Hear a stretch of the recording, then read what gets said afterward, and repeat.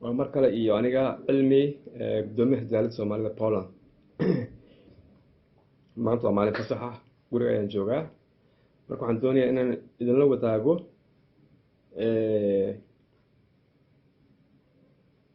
jawaabo ku saleysan imaanshaha waddankan Poland. dhowr qof ayaa soo waca oo i weydiiyay qaabka lagu imaan karo Poland. marka waxaan doonayaa inaan faahfaahin yar ka bixiyo qaabka lagu imaan karo waddankan Poland. aan ku bilaawno qaabka ugu horeeya ee lagu imaan karo waddankan Poland waa siyaabo kala duwan. waxaa la bixiyaa dhowr nooc oo visa ah. ta koowaad waa visa ardaynimo, waa visa aan ka wadaa waxbarasho, visa shaqo iyo mid dalxiis ah ama tourism soo yaqaanaan. badanaaba safaaradaha way ku adag tahay inay siiyaan Soomaalida, khaasatan dadka wata baasaboorka Soomaalida visa inay siiyaan. kow aan ku bilaabo marka visa ardaynimada ah qaabka lagu heli karaa. dhowr qof ayaa soo weydiiyey. waxaan u sheegayaa in marka hore qofka haddii uu doonayo ama ay dacad ka tahay inuu waddankan Poland wax ka barto, inuu la soo xiriiro marka hore jaamacadda uu doonayo inuu wax ka barto. website ay leeyihiin, telefoon ay leeyihiin, email ay leeyihiin, ayaga ayaad la soo xiriiraysaa. haddii aad isku afgarataan qaabka ama nooca aad doonayso waxbarasho, waxay ku siinayaan ama ku sheegayaan shuruudaha lagaaga baahan inaad soo buuxiso. kadib markii shuruudahaas aad soo buuxiso, warbixin ayaga waxay u gudbinayaan safaaradda aad doonayso inaad kasoo qaadato visa. waxaadna ogaataan in wax kasta ay ku xiranta safaaradda. xataa haddii aad ka hesho ogolaansho jaamacadda, waxaa laga yaabaa safaaradda inaysan ku siinin viiso, sababtoo ah Soomaalida waxay yidhaahdaan dad waxbarasho oo socda ma ah, waa dad doonaya inay qaxootinimo isku dhiibaan ama waddamo kale inay ugu soo gudbaan. haddii aad nasiib yeelato, waxaa laga yaabaa inaad ku siiyaan viisa. marka qofka markuu imaado waddankan Poland waa inuu isku xaadiriyaa jaamacaddii uu doonayay inuu dhigto. badanaaba Soomaalida sidaan ognahay waddankan Poland markay yimaadaan waxay ugu sii dhaqaaqaan horay, waxay sii aadaan waddamadaas kale, Yurubta kale sida Jarmalka, Sweden iyo wixii la xiriira. waxaan doonayaa marka faahfaahin inaan ka bixiyo waxyaabaha loo kulmi karo qofka noocaas kale ah. aan dib ugu noqdo viisooyinka lagu imaan karo. viisooyinka ardaynimo, kan dalxiiska iyo kan ganacsi intaba lagu imaan karaa. laakiin waxaad ku xisaabtataa in markii safaaradda soo siinayso viiso, laga yaabo inaad ka qaado faraha ama u badanta inaad ka qaadaan faraha.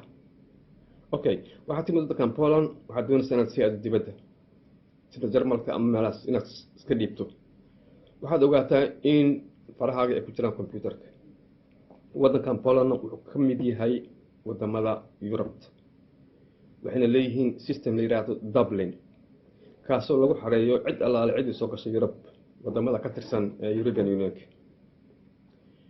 markaad tagtid Jarmalka kaleeto aad damacdo inaad iska dhiibtid, waxa ugu horeeya baaraan waa farahaaga. haddii ay farahaaga ka soo baxaan inaad ka soo qaadatid viiso waddanka Poland, waxay dib kugu soo celinayaan waddankan Poland. ama Sweden tag, ama Norway tag, ama Finland tag, waxay ku jiraan system la yidhaahdo Dublin. systemkaasoo qeexaya in cid allaale ciddii soo qaata waddan ka mid ah European Unionka viisahooda in ay mas-uul ka tahay ciddii doonaysa inay qaxootinimo isku dhiibto.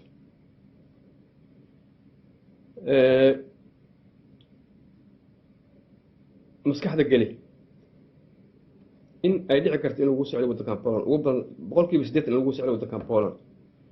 way jiraan dad nasiib leh oo intay waddankan Poland yimid dabeetna baxay oo Yurubtan kala tagay oo aan dib loogu soo celin waddankan Poland. waxaad soo ogaataan qaabka lagugu soo celinayo Poland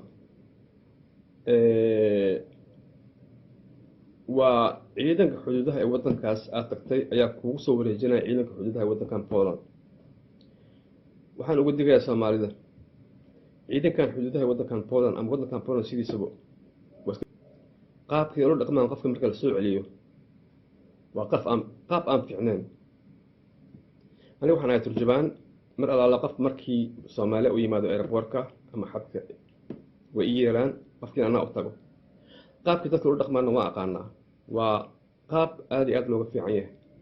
waxay kula dhaqmayaan sidii adigoo nin terrorista ah ama tuug ah sababtoo 24 saac waxa waardiye ka ahaanaya niman qoryo iyo bistooladii wax wato. waxaana muteysanaysaa ama lagu xirayaa xabsi ama xero la yiraahdo xerooyinka aan laga bixi karin ee ajaanibta waa xabsi oo kaleeto. maalinta lagu keeno maalinta labaad wax lagu geenayaa maxkamaddaas kugu xukumayso in lagu geeyo xeradaas sababtoo ah waxay leeyihiin qofkan ma naqaano cidda uu yahay ilaa aan kasoo baarayno cidda uu yahay iyo sababta waddanka u yimid waa inuu ku jiro xeradaas. sababtoo qofkan waddankan deegaan Poland kuma laha lacag uu waddanku jooga ma haysto qof bihana ma naqaano sabab noocaas ay yiraahdaan. aad iyo aad u adag tahay runtii. marka qof allaala iyo qofkii doonaya inuu waddankan Poland ku talagalo in haddii uu doonayo inuu waddankan Poland joogo uu awoodo inuu joogo waddankan Poland sababtoo marka waddankan Poland yimaado ardaynimo ku yimaado ama turista ku yimaado wuxuu codsan karaa qaxootinimo laakiin waa inuu waddanka joogaa. Soomaalida halkan alxamdulillaah sharciyada qaxootiga waa la siiyaa haba ku qaadatee muddo ugu yaraan 6 bilood ilaa sanadii baran ku qaadato laakiin waa la siiyaa badanaa Soomaalida ah. dad waxaa jira marka baasbooro Ethiopian ah wato ama baasbooro nooc aan Soomaali ahayn wato qofka inkastoo uu Soomaali yahay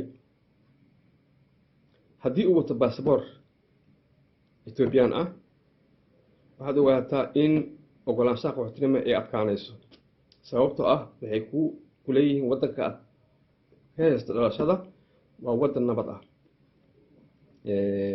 maaha Soomaali.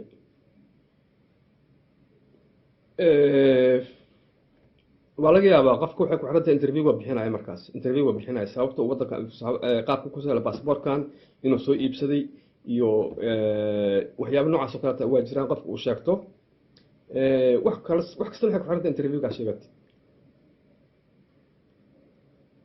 marka Soomaalida waxaan uga digayaa una sheegayaa haddii ay damcaan inay waddankan Poland yimaadaan ha ku talagalaan inay waddankan joogaan hadday doonaan inay ka baxaanna way ka bixi karaan. tusaale haddii qofka uu wato visa Schengen ah wuxuu xaq u leeyahay inuu waddamadan Yurub oo ku jiro European marka uu soo maro uu tago xaq u leeyahay laakiin waxaad ku xisaabtantaan waan istaqaanaa Soomaaliya nahay qof kasta wuxuu doonaya inuu isku dhiibo qaxootinimo maskaxda ku haya marka in waddankan Poland dib loogu soo celin karo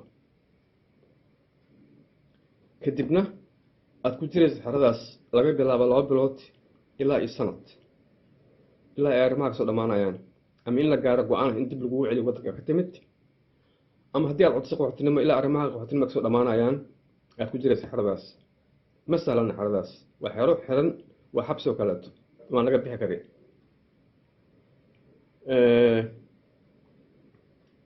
intaas waa iga ogeysiin wixii kale inuu soo kordhin insha Allah waxaan idin soo socodsi doonaa maalmaha ina soo fadaayo Ilaahay raad insha Allah. Assalaamu calaykum waraxmatullaahi wabarakaatuh.